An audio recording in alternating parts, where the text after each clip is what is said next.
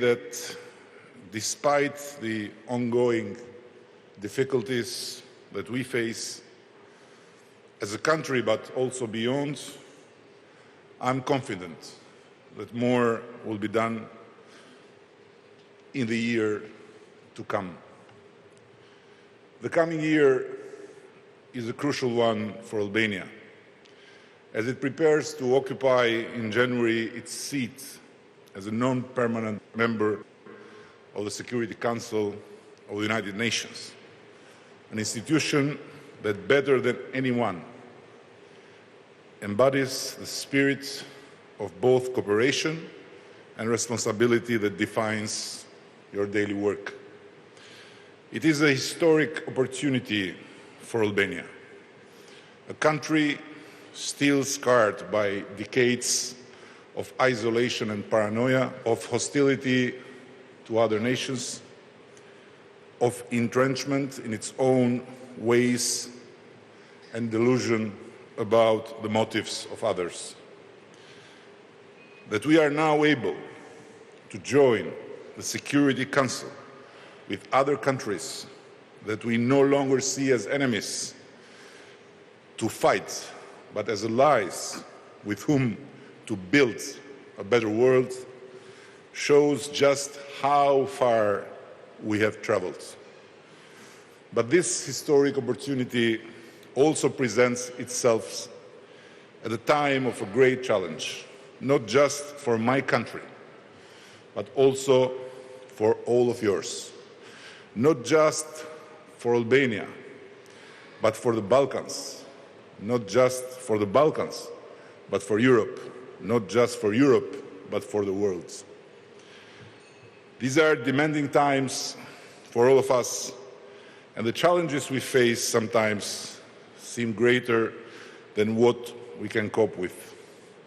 Greater is also the needs we have for each other, large and small, developed or developing countries, Westerners or Easterners, Northerners or Southerners.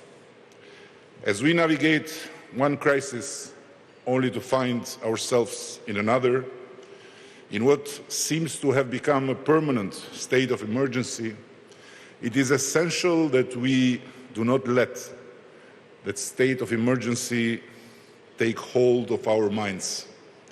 It is vital that we do not retreat to isolation, suspicion of what is different from us, the fear of what we cannot control.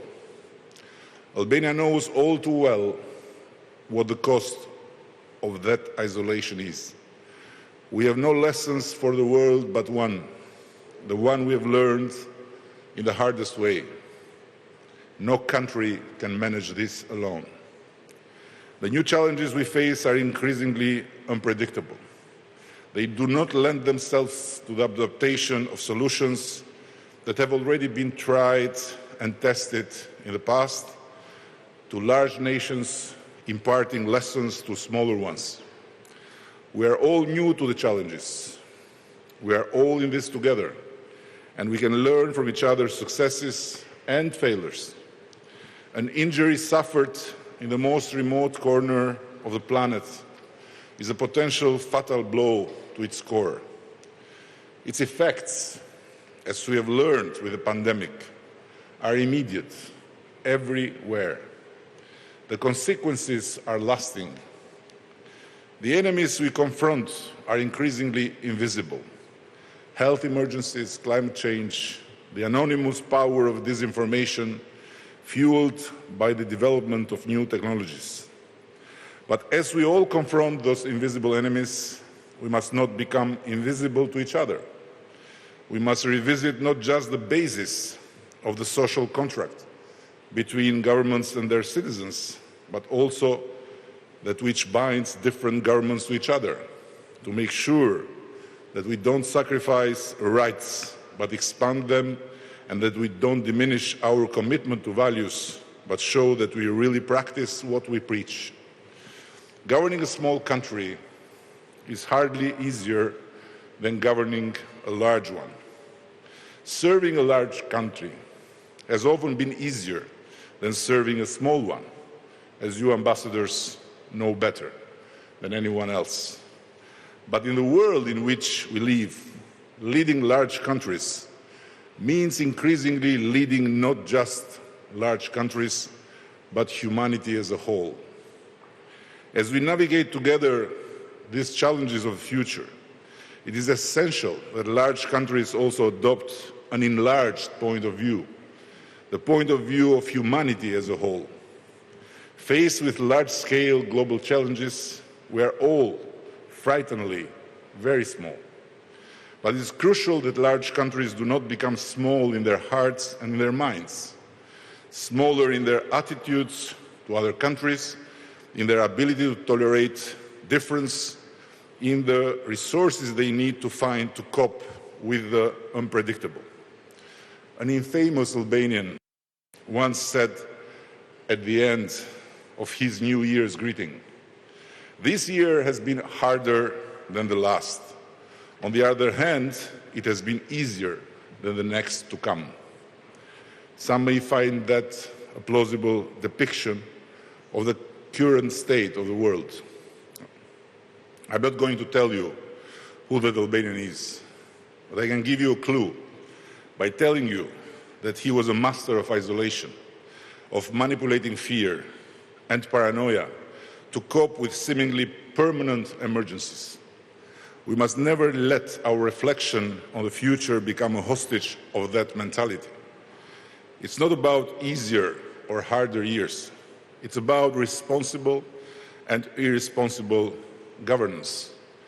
How large and small countries shape those responsibilities in the future, how they act or fail to act together on the face of uncertainty, will determine how their legacy among future generations, not of this or that specific country, but future generations of humans, if humanity is able to rise to the challenges.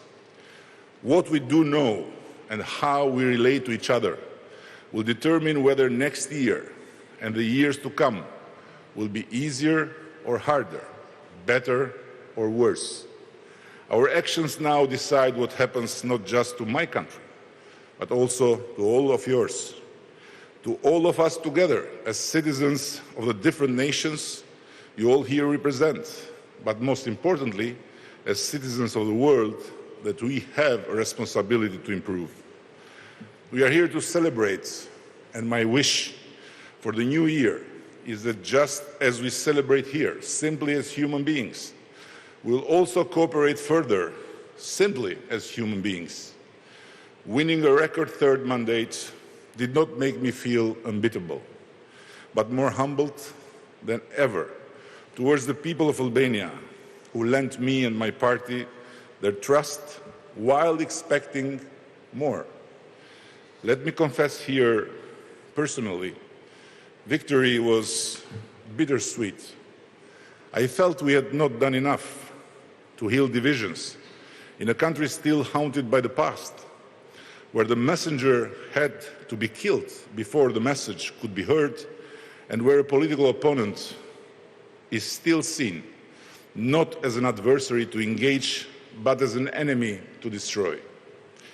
After such a victory, I'm haunted more than ever by the powerlessness of power in making fast progress to modernize a country that wasted so many decades through dictatorship and then anarchy, absolute poverty and then corruption, one-party rule and then bad governance. When I contemplate the infernal speed of time in office vis-à-vis the humanly possible speed of change in the country, I feel uneasy. I know that the pace of change can never be fast enough to match the whirlwind of decades of aspirations grown from frustrated desires.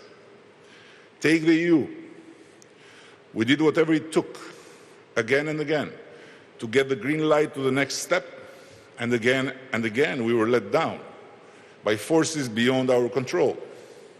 It is a fact of life, and while we will continue to do whatever it takes to make Albania every year a more credible, more functioning, more EU-like democratic state, time flies and the frustration among Albanians grows. Take justice reform.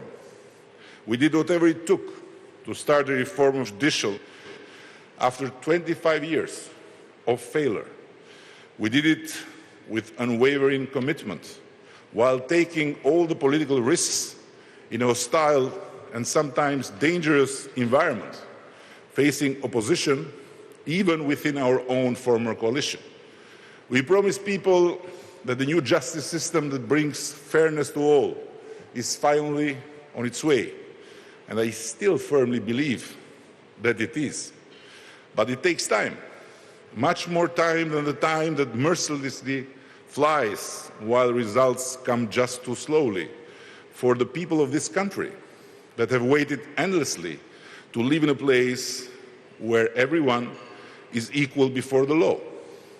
It takes patience, much more than this nation has left, while the usual suspects of the past have the guts to still make grotesque threats with pitchforks or comebacks in the name of sovereignty, dignity, purity. Take the fight against corruption. It takes political will. And yes, we have it. It takes reforms all over the board, and yes, we've embarked in all of them. It takes modernization, of course, and yes, we are working incessantly for it. Nevertheless, it takes, first and foremost, an independent and fully functioning justice system. While all we can do so far, while we wait for its benefits to materialize, is to take advantage of digitalization and new technologies that can help developing countries leap from one era to another just in a few years.